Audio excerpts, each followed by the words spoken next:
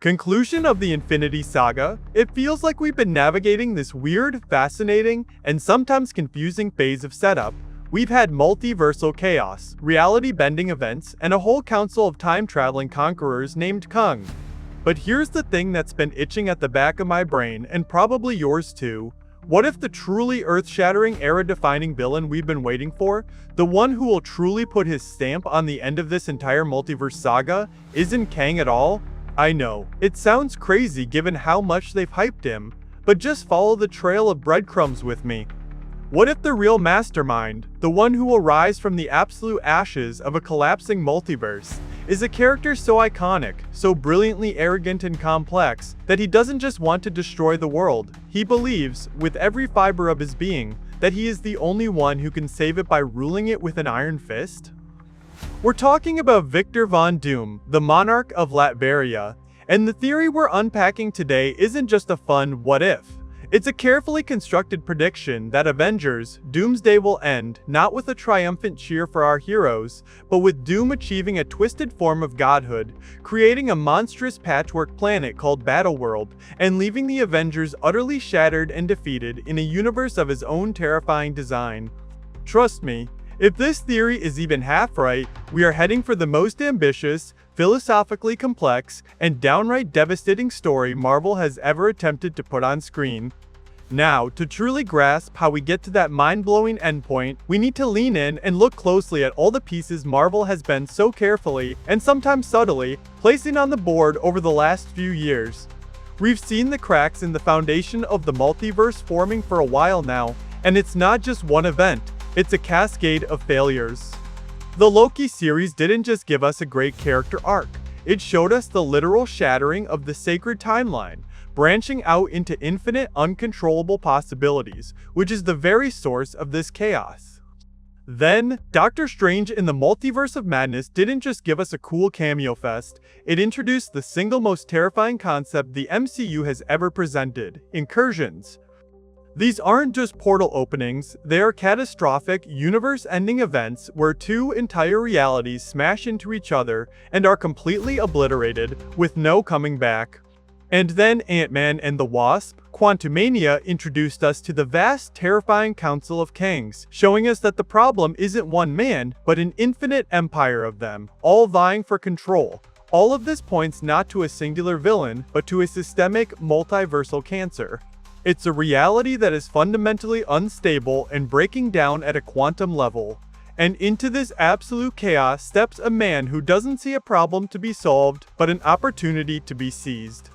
A man with the scientific intellect to rival Reed Richards, the mystical prowess to challenge the Sorcerer Supreme, and the unshakable, monumental ego to believe he, and he alone, is the only being capable of imposing order on the screaming chaos of infinity. That man is Dr. Doom, and his time is now. Let's think about this from a pure storytelling perspective for a second. On the surface, Kang is the obvious, designated threat. He's the one we're being told to fear, the one whose variants promise a coming war. He's being positioned as our new Thanos. But Marvel has always loved a good, elegant misdirection. Remember when we all thought Loki was the big bad in the Avengers? What if Kang, for all his power across time and all his terrifying variants, is ultimately just a spectacular opening act? What if his massive, multiversal war is what weakens the fabric of reality so completely that it creates a vacuum, a power void of cosmic proportions that only one person is ruthless, brilliant, and prepared enough to fill? The core of this theory suggests that Doom will be the one to ultimately defeat the Kang threat. Not the Avengers, not the Fantastic Four. Doom. Just let that image form in your head for a second. Imagine the third act. The Avengers have finally regrouped. They've assembled a massive force with every hero they can find. They're gearing up for what they believe is the final, epic showdown with the Kang dynasty. They breach his citadel, ready for war. Only to find Doom already there, standing calmly over a defeated, lifeless Kang. He used his unique combination of magic and science, his centuries of preparation in the shadows of Latveria, to dismantle Kang's empire from the inside and seize whatever power source the Conqueror was using. The Avengers arrive expecting a war, and instead find the chessboard has been flipped. The true threat has been revealed, and he's already won the first major battle. It completely flips the script and raises the stakes to a level we haven't seen before, because Doom is a different kind of enemy. And that's the crucial thing to understand about Victor Von Doom. He isn't just a conqueror. In his own mind, he's a savior. He genuinely, passionately believes that the so-called heroes are too weak, too burdened by their simplistic morality, to do what is necessary for the greater good. And when you look at the escalating incursions, with entire Earths and their billions of inhabitants being wiped from existence in an instant, you have to admit, you start to see a sliver of his point. What if he's right? This is the brilliant, gut-wrenching moral paradox that makes him the perfect final villain for this saga. We have to look at the source material, the iconic Secret Wars comics by Jonathan Hickman, which this theory is heavily, and I think correctly, drawing from. In that story, Doom does the unthinkable. He takes on the Beyonders, beings of near-infinite power, steals their energy, and uses it to stave off the total annihilation of the entire multiverse. He doesn't just blow things up, he preserves. He painstakingly patches together the last remaining fragments of countless destroyed universes into a single patchwork planet he calls Battleworld, and he rules it as its god-emperor. And the most terrifying part? It works. Existence continues. Life goes on.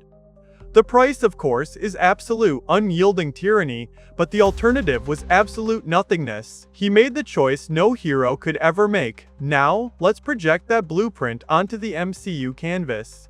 Avengers Doomsday would be the film where this horrifyingly beautiful plan comes to its brutal fruition. The incursions are reaching a fever pitch. They're no longer rare events, but a constant, terrifying drumbeat of annihilation. The Avengers are fighting a losing battle, like firefighters trying to put out a million blazes at once. Each one a whole universe. They might even have a moment where they think they've won, perhaps by defeating a major Kang variant like the Scarlet Centurion or Immortus. But that victory is hollow and short-lived because the incursions don't stop. The multiverse keeps crumbling around them, proving that Kang was a symptom, not the disease. This is the moment of maximum despair, and it's the moment Doom chooses to make his move. He doesn't present himself as a destroyer, but as the only sane man in the mad universe. He would stand before heroes like a guilt-ridden Doctor Strange and a desperate Reed Richards and deliver a speech that would chill you to the bone. You clung to your ethics while trillions screamed into the void. Your heroism is a slower, more painful form of genocide. I am not the villain of this story. I am the only one with the will to write its final, necessary chapter. And the scariest part? He would have the power, the intelligence, and the chilling charisma to make that argument sound not just reasonable, but right. This is where the true emotional core of the film would lie. It wouldn't just be a physical battle of lasers and super punches, it would be a profound, soul-crushing battle of ideologies.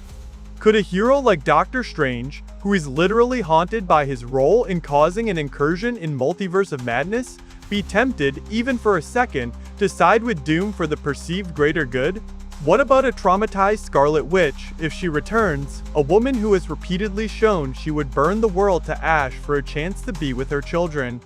Doom, the master manipulator, could offer her exactly that, a perfectly crafted fragment of reality where Billy and Tommy are alive and safe, a gilded cage for her power.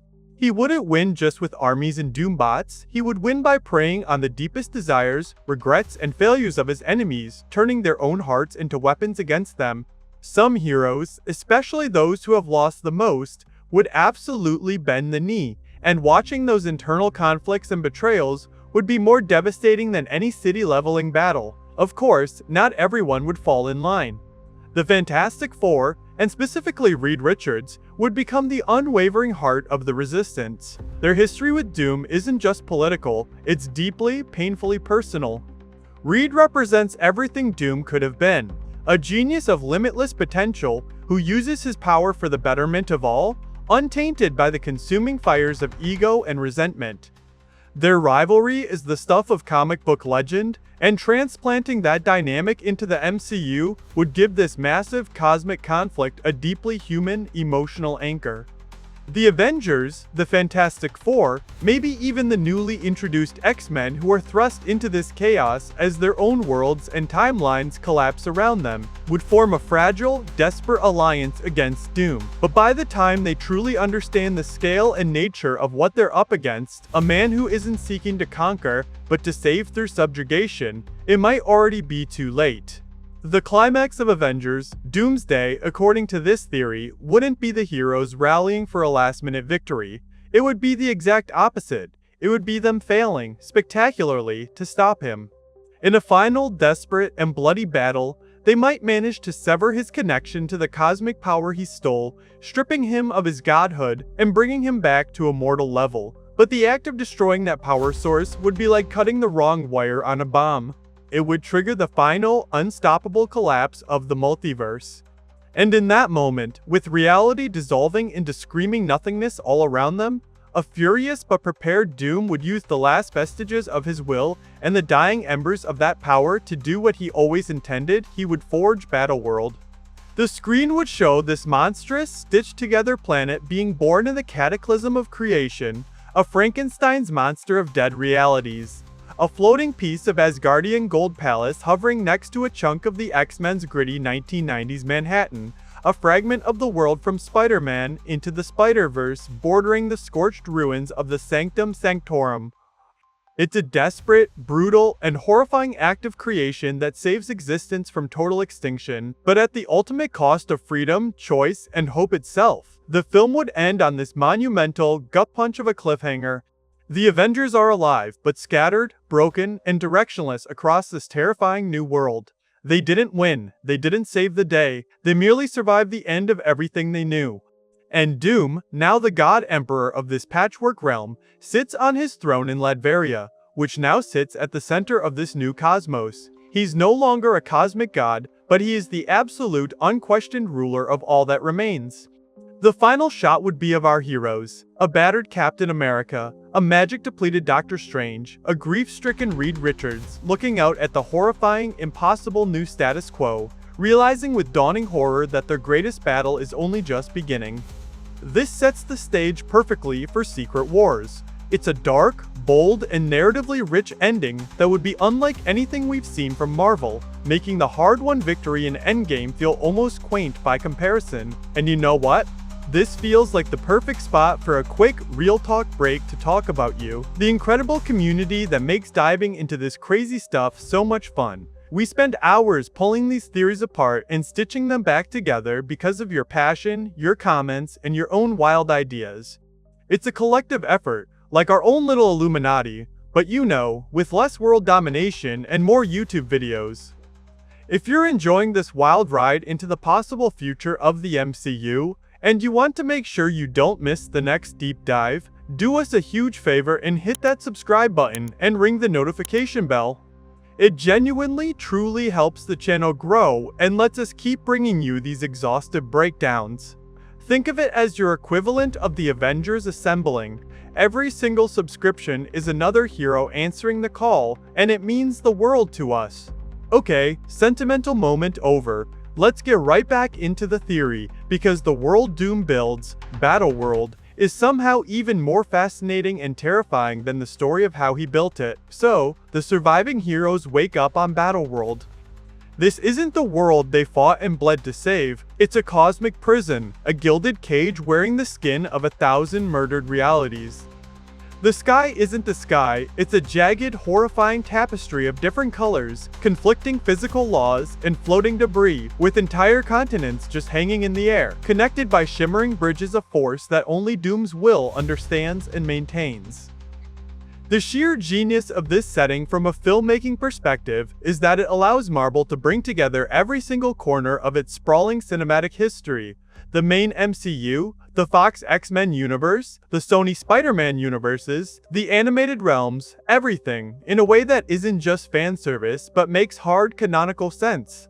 These characters aren't just cameos, they're refugees, survivors, and prisoners in a single desperate world ruled by a single unyielding tyrant. Doom's rule over this insane landscape isn't maintained through mindless oppression and fear alone, though there's plenty of that. He's far too intelligent and strategic for such a blunt approach. He would structure Battleworld into a feudal system of domains, each one a preserved fragment of a dead universe, and each one ruled by a baron, a powerful figure who has sworn fealty to him. This is where the theory gets really juicy with specific, mind-blowing possibilities. Imagine one domain, a frozen wasteland, ruled by a variant of Magneto who has been given a permanent, safe homeland for his fellow mutants and will defend Doom's order with terrifying ferocity because it's the only peace his people have ever known. Another domain could be a dark, cynical version of New York, governed by an older, broken Peter Parker, who, after losing everyone he ever loved across multiple incursions, has come to believe that Doom's iron-fisted order is the only thing preventing total, final anarchy. Loki, the god of mischief and survival, might be ruling a beautifully reconstructed yet hollow version of Asgard, playing the loyal and flamboyant subject while secretly plotting a coup from within, because serving even a throne is beneath him. Doom maintains control by giving these powerful, potentially rebellious figures exactly what they want, making them complicit stakeholders in his brutal regime. He brilliantly turns his greatest potential threats into his most powerful enforcers. For the scattered, shell-shocked Avengers, this creates an impossible, labyrinthine mission. They can't just punch their way to Doom's castle at the center of the world. They have to navigate this impossible maze of conflicting loyalties, bitter compromises, and outright lies. Every domain they enter could be instantly hostile. Every potential ally they find could be a trap set by Doom himself. The paranoia would be suffocating. And looming over it all would be Doom himself, a constant, omniscient presence. His masked face would be on giant screens in what's left of public squares. His voice, calm and absolute, would echo over speakers, reminding everyone that defiance means not just personal death, but the complete and utter erasure of their entire domain, their entire last piece of home from reality. He makes brutal public examples of any rebellious domains, not by instantly blowing them up, but by slowly, agonizingly unraveling them into the surrounding void while everyone is forced to watch, proving beyond any doubt his absolute control over life, death, and reality itself. This middle act of the story would play out less like a superhero blockbuster and more like a tense, paranoid political thriller set against a backdrop of cosmic horror. The Resistance would be a fragile, whispered thing, built on secret meetings in ruined basements and coded messages passed between domains. Trust would be the most valuable and scarce resource. Heroes would be forced to make awful, soul-crushing choices. Doom might personally offer Sam Wilson's Captain America the chance to lead a peaceful, prosperous domain, sparing his people from the suffering and warfare that defines the rest of Battleworld. He might offer a genius like Ironheart or Shuri access to lost technologies to rebuild a semblance of their world, but only if they innovate under his banner and for his glory. These moral compromises would slowly chip away at the hero's resolve, blurring the lines between right and wrong, survival and principle. We could even see a truly heart-wrenching scene where a secondary hero, someone we've known for years, utterly broken by the endless, hopeless struggle, actually accepts Doom's offer, believing with genuine sorrow that it's the only way to protect the few people they have left in their care.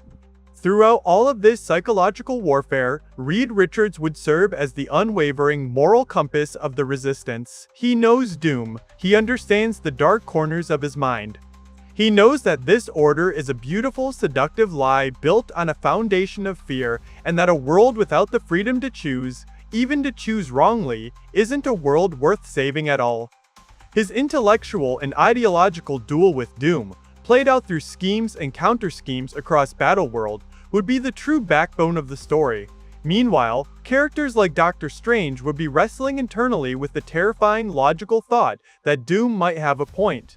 Strange has seen the horrors of the multiverse firsthand. He's caused them. The temptation to accept a stable, if monstrous, peace over the constant, reality-ending chaos of the past few years would be a real, agonizing internal conflict for him, showing that even the strongest wills can be bent. The final act of the film would be the rebellion's last, desperate, all-or-nothing gamble. Through immense sacrifice and cunning, perhaps with Loki finally revealing his true, chaotic colors in a spectacular betrayal of Doom that serves his own selfish goals. the tattered resistance would discover the secret heart of Doom's power, the anchor that holds the disparate pieces of Battleworld together. This could be a captured Beyonder's power source, or the harnessed essence of a dead celestial, or the stabilized core of the temporal loom from the TVA. Their mission becomes terrifyingly simple and impossibly difficult: sever the anchor.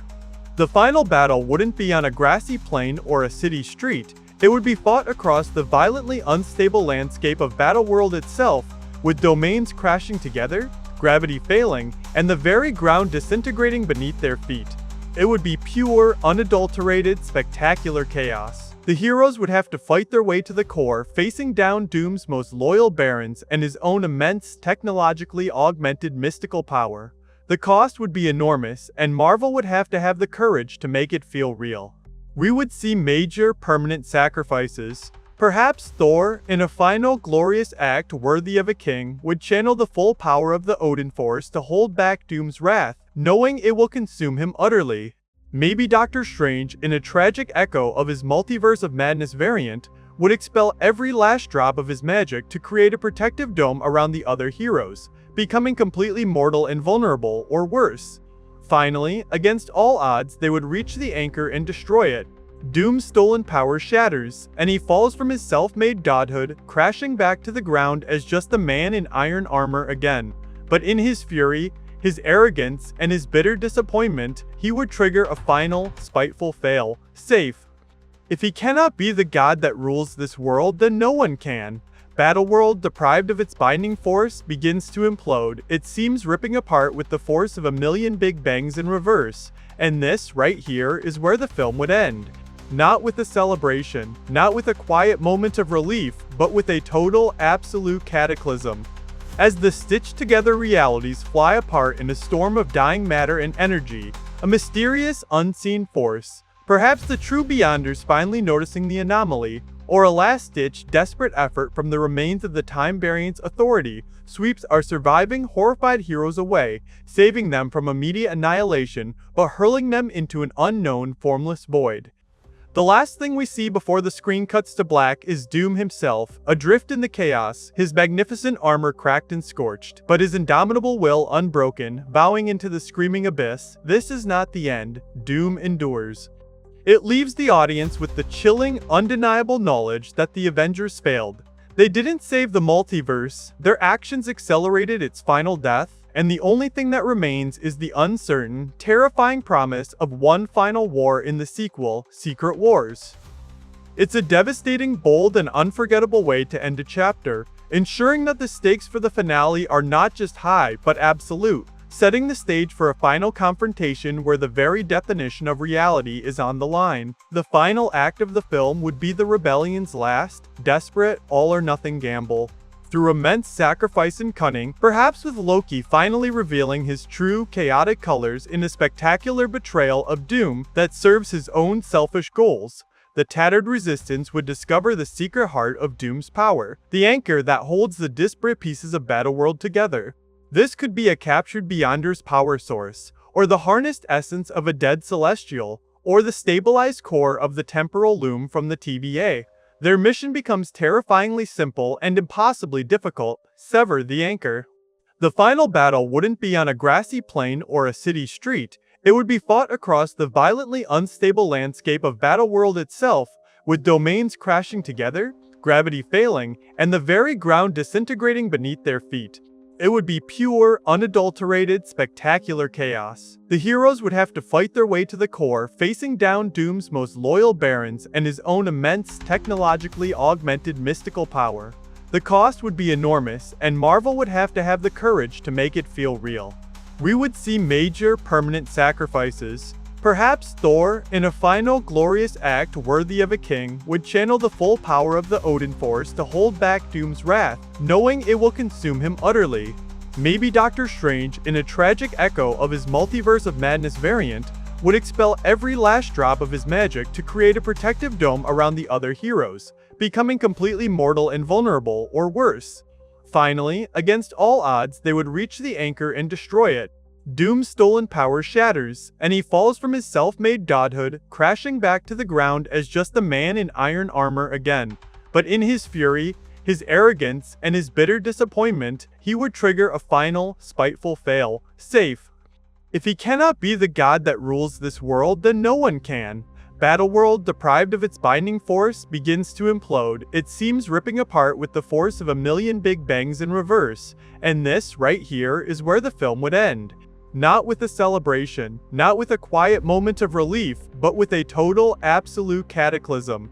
As the stitched-together realities fly apart in a storm of dying matter and energy, a mysterious, unseen force, perhaps the true Beyonders finally noticing the anomaly, or a last-ditch, desperate effort from the remains of the Time Variance Authority, sweeps our surviving, horrified heroes away, saving them from immediate annihilation, but hurling them into an unknown, formless void. The last thing we see before the screen cuts to black is Doom himself, adrift in the chaos, his magnificent armor cracked and scorched, but his indomitable will unbroken, bowing into the screaming abyss. This is not the end. Doom endures. It leaves the audience with the chilling, undeniable knowledge that the Avengers failed. They didn't save the multiverse, their actions accelerated its final death, and the only thing that remains is the uncertain, terrifying promise of one final war in the sequel, Secret Wars. It's a devastating, bold, and unforgettable way to end a chapter, ensuring that the stakes for the finale are not just high, but absolute, setting the stage for a final confrontation where the very definition of reality is on the line.